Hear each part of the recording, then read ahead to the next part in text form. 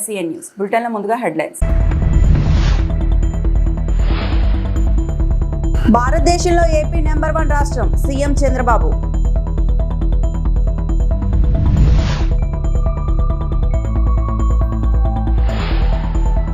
భక్తుల జయ జయధ్వానాల మధ్య ఖైరతాబాద్ మహాగణపతి శోభాయాత్ర.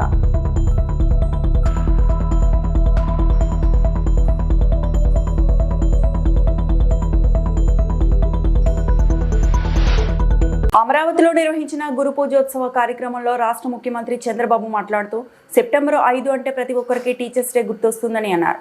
నేను సీఎం అయినప్పటి నుంచి ఈ కార్యక్రమానికి తప్పనిసరిగా హాజరవుతున్నాను అన్నారు. భారతదేశ చరిత్రలో తల్లిదండ్రుల తర్వాత గౌరవించేది ఉపాధ్యాయులనేనని, జీవితంలో ఎవరిని మర్చిపోయినా చదువు చెప్పిన ఉపాధ్యాయులను మాత్రం మర్చిపోలేం. పిల్లలకు విద్యను అందించడమే కాకుండా వారిలో స్ఫూర్తిని నింపేది టీచర్లేనని గుర్తు చేశారు. చిన్నతనంలో తనకు బోధించిన ఉపాధ్యాయుడు భక్తవత్సలం గారు ఇప్పటికీ గుర్తుంటారని సీఎం చంద్రబాబు చెప్పుకొచ్చారు. అయితే గత ఏడాది బుడిమేర వరదల కారణంగా గురు పూజోత్సవం జరుపుకోలేకపోయామని సీఎం చంద్రబాబు పేర్కొన్నారు. ఈసారి 175 మంది ఉపాధ్యాయులు ఇచ్చిన సూచనలు, సలహాలతో వారి ఫోటోలతో కూడిన పుస్తకాన్ని ముద్రిస్తామని తెలిపారు. ఇక చిత్తూరు రేణిగుంట పాఠశాలలో ఉపాధ్యాయునిగా చేసి భారత రాష్ట్రపతిగా ఎదిగిన సర్వేపల్లి రాధాకృష్ణన్ జీవితం అందరికీ ఆదర్శదాయం. విద్య యొక్క లక్ష్యం సంపాదనే కాదు, వివేకాన్ని, విమర్శన శక్తిని పెంపొందించాలని వెల్లడించారు. అక్షర జ్ఞానం అజ్ఞానాన్ని తొలగిస్తుందని డాక్టర్ రాధాకృష్ణన్ చెప్పిన మాటలను ముఖ్యమంత్రి చంద్రబాబు గుర్తు చేశారు. అది రాకుండా ఉండాలంటే మీరు కొద్దిగా ఫోకస్ చేయమని చెప్తే ఒక 1.5 ఇయర్, ఒక 1 ఇయర్ అనుకుంటాను, రైట్ టైం. అక్కడి నుంచి ఎఫెక్టివ్గా కోచింగ్ ఇప్పించా, సప్లిమెంటేషన్. అది అయిన తర్వాత కానికి మెలని పంపించాలంటే మెరిట్తో రాజిరెడ్డి గారు అక్కడ తీసుకున్నారు. ఆ తర్వాత ఆయన స్వశక్తితో వరల్డ్ బ్యాంక్లో పనిచేశాడు, అప్రెంటిస్గా ఒక కంపెనీలో పనిచేశాడు, సింగపూర్ PM ఆఫీసులో పనిచేశాడు. దెన్ ఆటోమేటిక్గా స్టాన్ఫోర్డ్లో వాళ్ళే పిలిచి ఎంపిక చేసుకునే పరిస్థితికి వచ్చారు. ఎందుకు నేను ఇవన్నీ మీకు చెప్పానంటే, ఒకసారి మీరు స్టాండర్డ్గా తయారు చేయగలిగితే ఇంకక్కడి నుంచి తిరిగి చూడవలసిన అవసరమే ఉండదు. నేను ఫస్ట్ టైం ముఖ్యమంత్రి అయ్యాను. ముఖ్యమంత్రి అయితే ఆల్ ఇండియాలో IITs అడ్మిషన్స్ ఎన్ని ఉన్నాయని చూశాను. చూస్తే మన వాళ్ళు చాలామంది IIT చదవడం లేదు, ఎంపిక కావడం లేదు. నాకు అక్కడ మీ అందరికీ కొంతమందికి ఐడియా ఉంటుంది, IIT రామయ్య అని ఉంటాడు, చుక్కా రామయ్య, ఒక బ్యాగ్ వేసుకొని తిరుగుతూ ఉంటాడు. ఆయన చూస్తే మనకి ఈయన అనిపిస్తుంది. కానీ ఒక టెస్ట్ పెడతాడు, 10,000 మంది అటెండ్ అవుతారు. అక్కడి నుంచి 100 మందిని సెలెక్ట్ చేస్తాడు. నా దగ్గరికి చాలామంది వచ్చారు, మీరు IIT రామయ్య చెప్పండి, సీట్ ఇప్పించమని. నేను ఫోన్ చేస్తే మీరు ఏదైనా అడగండి కానీ సీటు మాత్రం ఇవ్వనని కరాఖండిగా చెప్పేసేవాడు. చాలామంది అఫెండ్ అవుతారు, సీఎంలు కోప్పడతారు, ఏంటి ముఖ్యమంత్రి చెప్తే సీట్ ఇవ్వ, ఏంటి నీ కథ అని. అవసరమైతే ఆ ఇన్స్టిట్యూట్ పై రైడ్ చేసేవాళ్ళు. నాకు ఆయన మీద గౌరవం పెరిగింది. ఒకరోజు పిలిచాను, రామయ్య గారు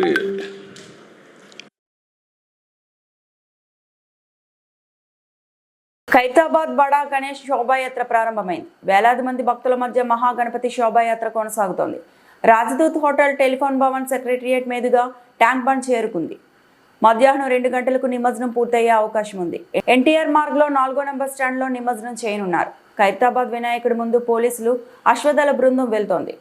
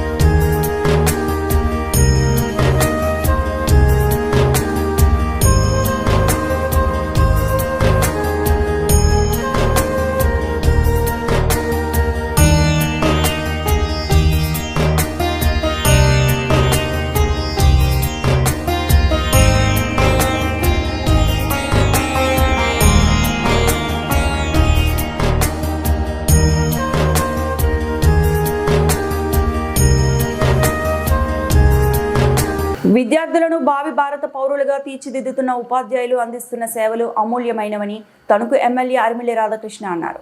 ఉపాధ్యాయ దినోత్సవాన్ని పురస్కరించుకొని శుక్రవారం కూటమి కార్యాలయంలో ఏర్పాటు చేసిన కార్యక్రమంలో తణుకు నియోజకవర్గంలో వివిధ పాఠశాలలకు చెందిన ఉత్తమ సేవలు అందిస్తున్న 32 మంది ఉపాధ్యాయులను ఎమ్మెల్యే ఘనంగా సత్కరించారు. ఈ సందర్భంగా ఎమ్మెల్యే అరిమిల్లి రాధాకృష్ణ మాట్లాడారు.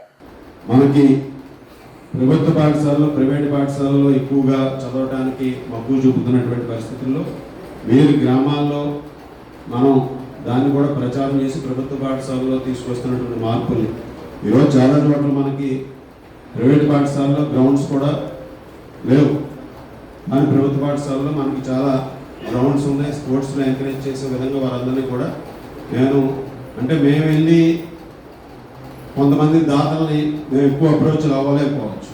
మీరు గ్రామంలో మీరు ఉపాధ్యాయునిగా వెళ్తే వాళ్ళు ముందుకు వస్తారు.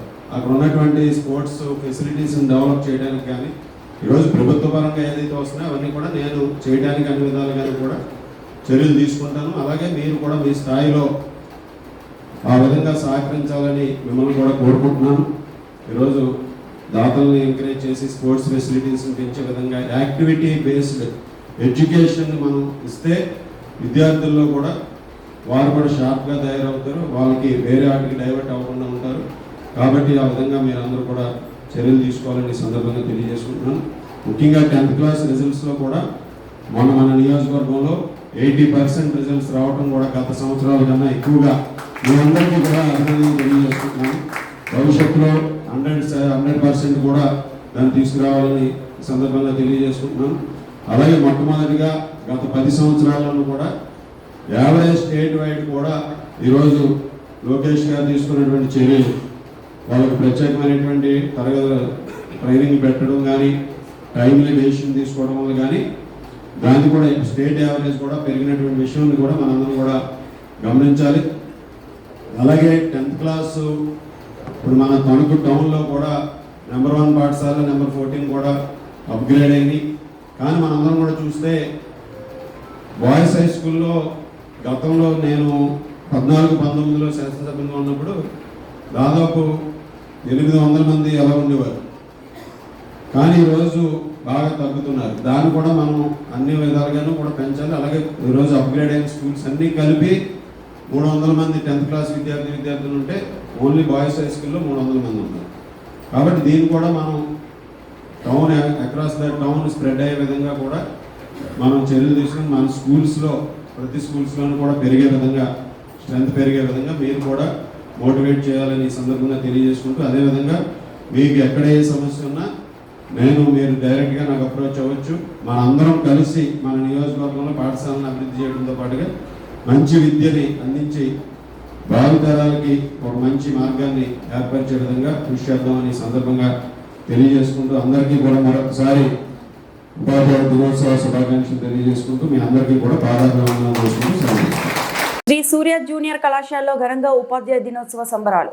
నర్సాపురం శ్రీ సూర్య జూనియర్ కళాశాలలో సర్వేపల్లి రాధాకృష్ణన్ జన్మదినాన్ని పురస్కరించుకొని సెప్టెంబర్ 5న టీచర్స్ డే ఘనంగా జరిగింది.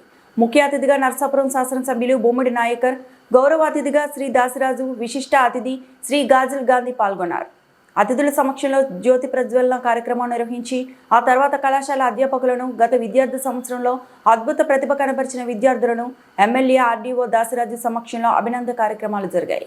ఎమ్మెల్యే బొమ్మిడి నాయకర్ మాట్లాడుతూ ఉపాధ్యాయులు జాతి నిర్మాణాలు వారే దేశానికి ఉపయోగపడే గొప్ప వ్యక్తులను తయారు చేయగలరని, శ్రీ సూర్య కళాశాల పూర్వ విద్యార్థుల నుండే గత 2 సంవత్సరాల్లో 35కు పైగా ప్రభుత్వ ఉద్యోగాల్లో స్థిరపడ్డారని తెలియజేశారు.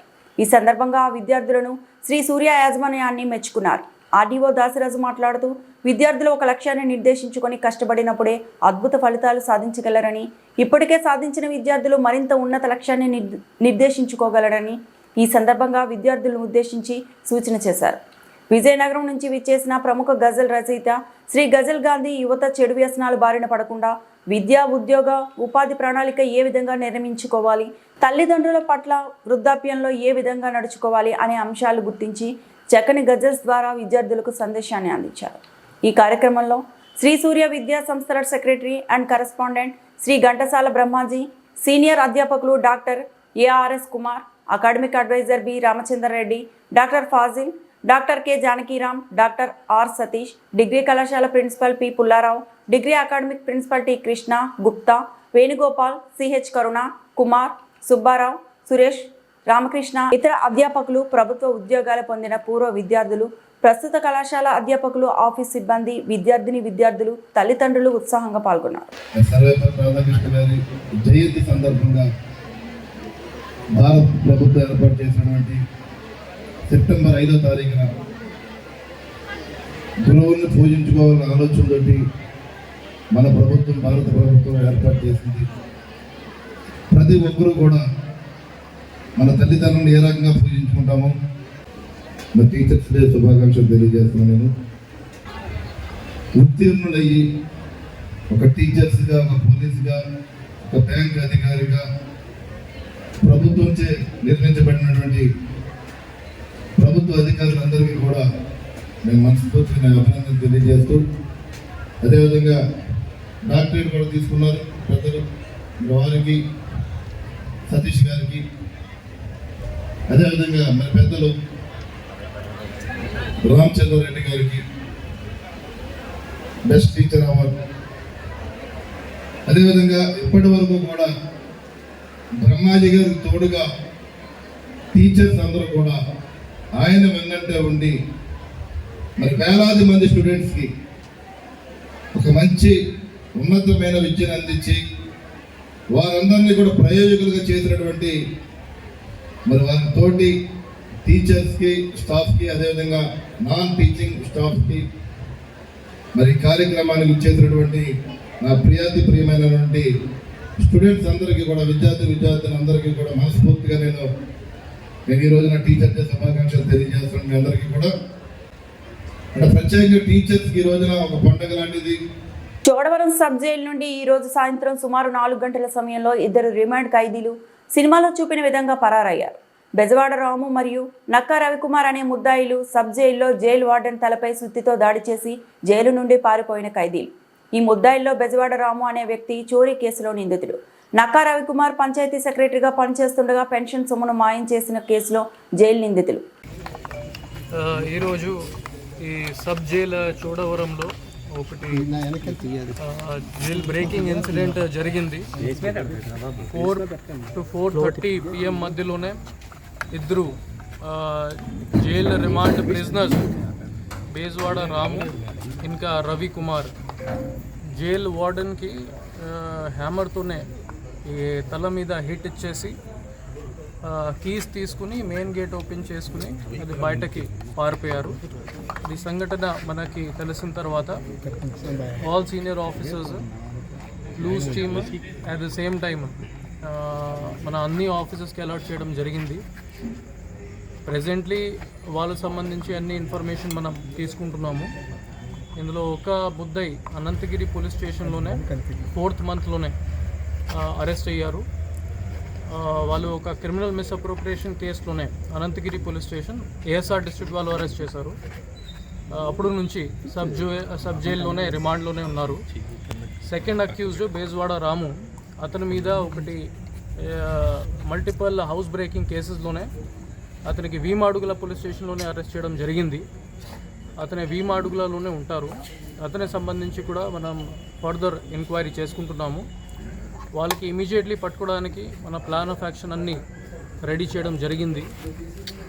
We along with other district police, near by district police, Visakhapatnam, Vizianagaram, ASR district అందరితో పాటు కలిపి మనం కోఆర్డినేటెడ్ ఎఫర్ట్స్ చేసుకుంటున్నాము.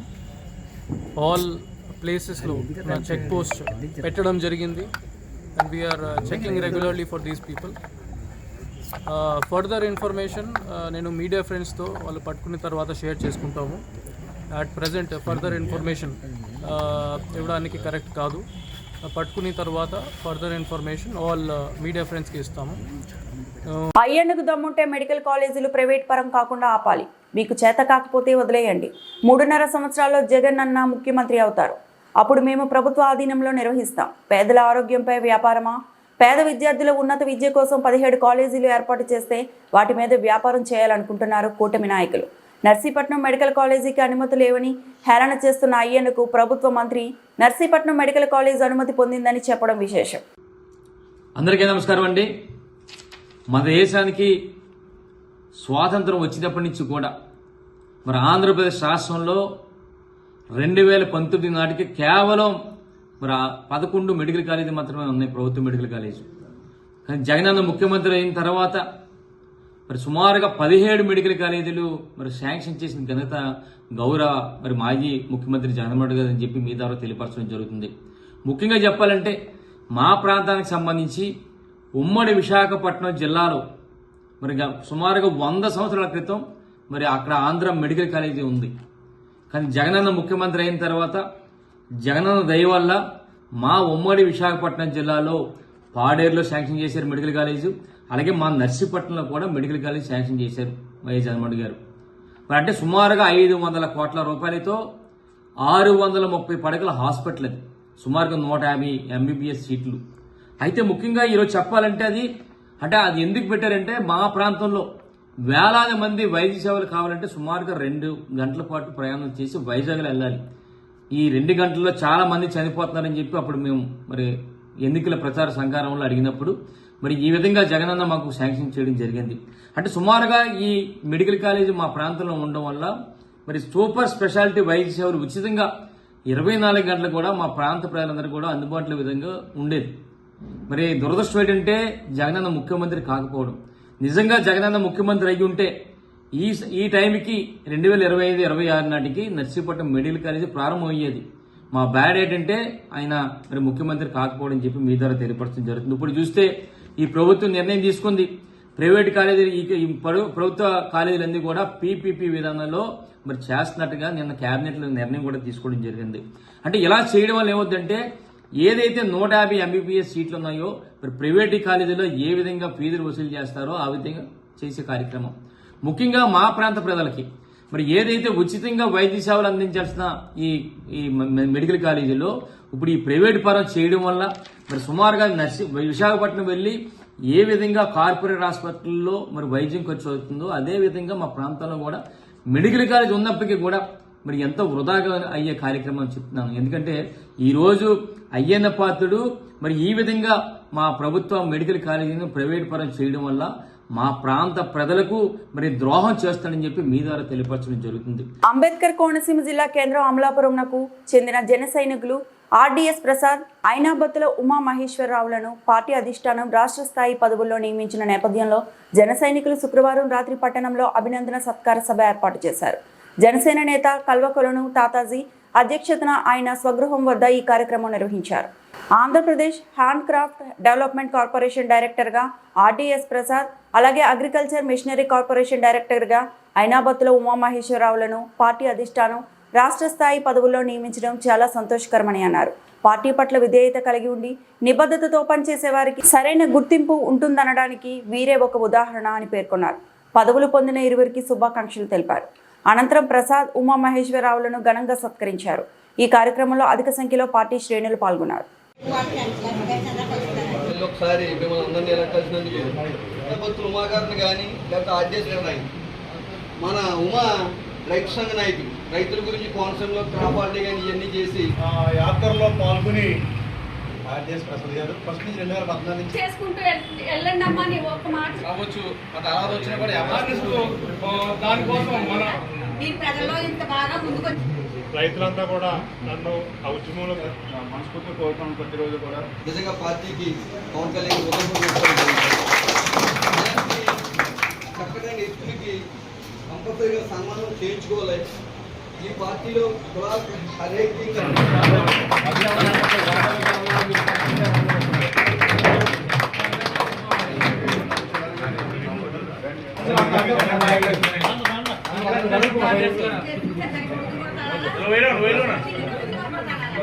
పవన్ కళ్యాణ్ నాయకత్వం, పవన్ కళ్యాణ్ నాయకత్వం, పవన్ కళ్యాణ్ నాయకత్వం, జై జనసేన, జై జనసేన, జై జనసేన, జై జనసేన, పవన్ కళ్యాణ్ గారి నాయకత్వం.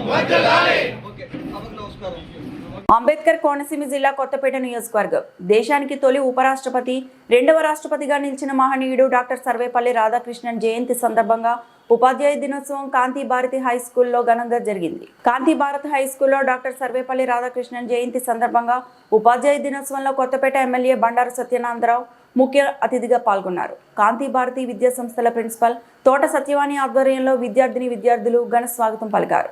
సాంప్రదాయ కూచిపూడి నృత్య ప్రదర్శనతో స్వాగతం ప్రత్యేక ఆకర్షణగా నిలిచింది. ఈ సందర్భంగా ఎమ్మెల్యే బండారు మాట్లాడుతూ తెలుగు బిడ్డగా ప్రపంచానికి భారతీయ తాత్వికతను చాటిన రాధాకృష్ణన్ గొప్ప ఉపాధ్యాయుడు, ఉత్తమ రాష్ట్రపతి. 1917లో రాజమహేంద్రవరం ఆర్ట్స్ కళాశాలలో ఉపాధ్యాయుడిగా సేవలందించిన గౌరవం ఈ నెలకే దక్కిందన్నారు.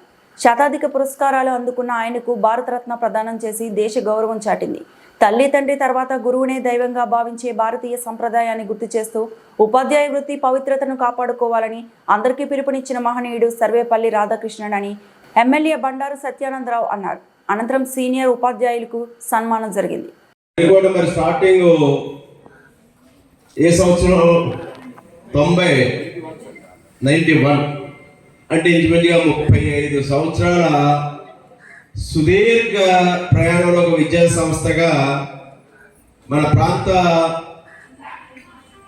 ప్రజలకి అందుబాటులో పిల్లలకి చక్కటి విద్యాబుద్ధులు నేర్పుతూ ఉన్నతమైన ఉత్తమమైన ఫలితాలను సాధిస్తూ ముందడుగు వేయటం చాలా సంతోషం, గర్వకారణం. ముందుగా వారిని అభినందిస్తూ ఉన్నాను. ఈ గురు పూజోత్సవ సందర్భంగా గురువులైనటువంటి వారిని అభినందిస్తూ ఉన్నాను. ఎందుకంటే ఎంతో మంది వందలాది మంది విద్యార్థులకు చక్కటి భవిష్యత్తును అందించారు ఈ 3.5 దశాబ్దాల కాలంలో. అదే ఈరోజు కార్యక్రమం యొక్క ప్రధానమైనటువంటి ఉద్దేశం. ప్రతి సంవత్సరం సెప్టెంబర్ 5 గురువుల్ని పూజించుకోవడం. భారతరత్న డాక్టర్ సర్వేపల్లి రాధాకృష్ణ గారు మన భారతదేశానికి స్వాతంత్రం వచ్చిన తర్వాత తొలి ఉపరాష్ట్రపతి, 2వ రాష్ట్రపతిగా కూడా వారు పనిచేశారు. ఉపరాష్ట్రపతి తర్వాత రాష్ట్రపతిగా పనిచేశారు. ఈ వార్తలు ఇంతటితో సమాప్తం.